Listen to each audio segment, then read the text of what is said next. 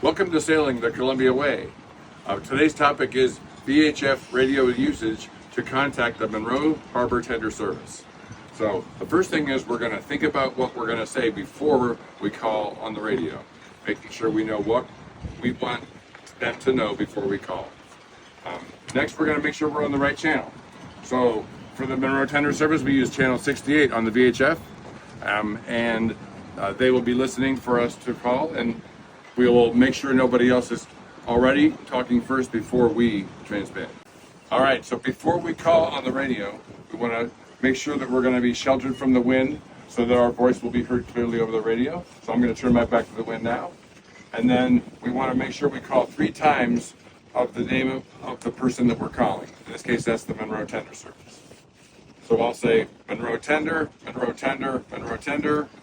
We have 2 people at the Columbia dock going to Charlie 5. So what did I mean by Charlie 5? In our Monroe Harbor, we have a grid that is made up of letters going from east to west and numbers on each row. So as we can see over on the yellow letters painted on the wall, row C, which is also known as Charlie in the phonetic alphabet, is our second row, and then the 5th boat from the wall is Charlie 5, and that's our Colgate 26 Allie Mae. All right, you can stop there. All right, so remember that the key information we want to give on the radio is who we're calling, where we are, and what we're asking for.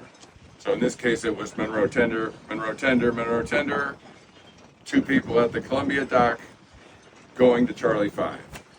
Now, when we transmit on the radio, we have a button on the side, or here on the